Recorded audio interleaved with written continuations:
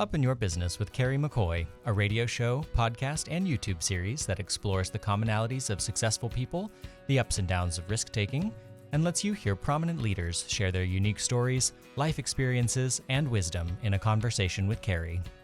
And I gotta say this, Blake Sheldon demanded that they pay the writers. That's nice. And he says, I wouldn't be here without that song. By golly, pay the writers. That's a good man. Is there anybody you wouldn't work with in the industry? I probably wouldn't mention any names, but... Well, I couldn't hear the question. Is there anybody you wouldn't work with in the industry? Steve. Well, just play it. The news directors had to decide whether they wanted it or not, because it was a 90-second report and it was in the news. And nobody was doing that, were they? Well, there was a fellow that was underway with a food-focused 90-second insert, they were called, or interstitial, and his name was Mr. Food, and he would talk about, different kinds of recipes and foods and things like that. And so I sort of took that model, 90 seconds, and developed it, focused on organic principles, gardening, things that you can use around the house that are that allowed you to do the kinds of things you need to do without using hard chemicals, things that were good for your pets and that sort of thing. Like tobacco, Epsom salt. Well, tobacco, yeah, you want to keep your dogs from smoking. Well, no, but I was getting lunch at Tropical Smoothie right there on Broadway, and I pulled my phone out to check Twitter, both Twitters, and the rap Twitter and the Tiger, Josh Hill, all of them, Twitter, Okay. Facebook, Instagram. I only have Instagram. And I noticed I had a missed phone call from a 310 area code number. And they told us at the audition, if you get selected, we'll call you, and it'll be a 310 phone number. So it's not a telemarketer. So I saw the phone number. I was like, oh. I stopped what I was doing, called them back, and Ryan, one of the contestant coordinators, answered the phone. And I was like, oh, I'm sorry, I missed your call. And I said, oh, that's okay. I just want to finalize some things on your application. So are there any dates that you wouldn't be available?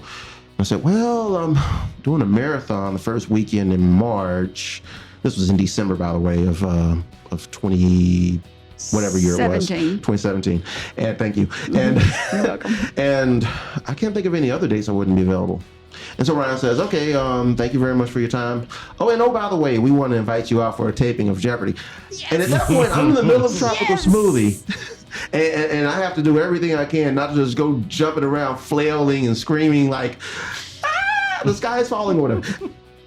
I was deeply involved in kind of spiritual and psychotherapy stuff, and I started dreaming at night again and again that a dog sometimes is a symbol for the priesthood, because a sheepdog guides the flock near the shepherd. So Christ for me is the shepherd, and the sheepdog is the one that tries to keep the sheep near Christ. I kept dreaming a million times about the sheepdog.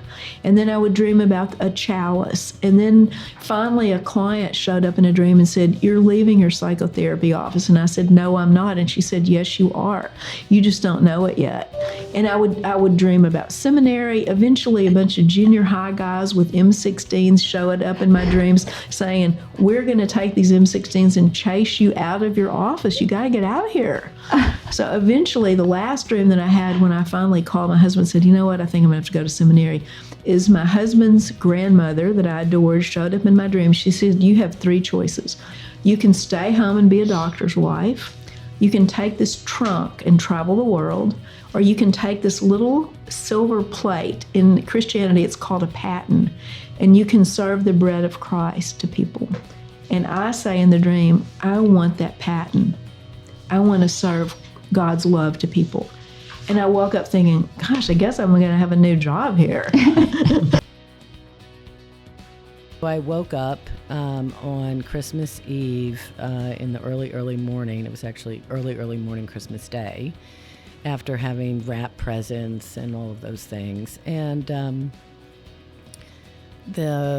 I woke up to smoke in my room, and the house was just completely quiet. And, really dense black smoke. I couldn't breathe. And so it was a Victorian, so I was able to crawl out of the window And there was still scaffolding on the outside of the house for cedar shake, which had to go in the spring. And so I ran up the scaffolding on the outside of the house to the 3rd floor. Because you were on the 2nd. Yes. And I was able to open the window, but I couldn't get in. The smoke and the fire was so complete that I couldn't get in. And so no matter how much my mind and my heart pushed to get in the window, my physical body wouldn't, let me just go in. I was, took on enormous amounts of smoke trying to do it. And then finally the fire department came, and so they helped me get down while I was screaming at them, obviously, where to go. And by then my children were gone. What was something that happened that you thought, wow, I didn't expect that? I think that when I sold my first piece of original art, I was just completely shocked. I was like, oh my God. It didn't take probably 6 months in that, because, we were selling prints and posters and, the whole just getting to understand and then meeting artists. And as my knowledge of business and art grew, I realized that I was doing my customers a disservice by not offering them original art, because art is the basis of our civilization. It tells our story. And why would you spend $300 on a $50 print when you can own an original? Did you box when you were in the service? No. So you haven't been boxing since college? Personally, as a boxer, I boxed for about a year.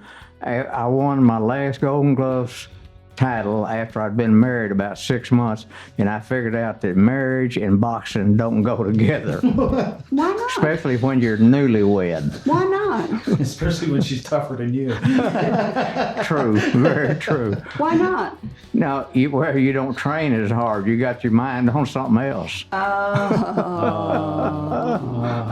Thank you for spending time with us. We hope today you've heard or learned something that's been inspiring or enlightening, and that whatever it is, will help you up your business, your independence, or your life. I'm Kerry McCoy, and I'll see you next time on Up in Your Business. Until then, be brave and keep it up.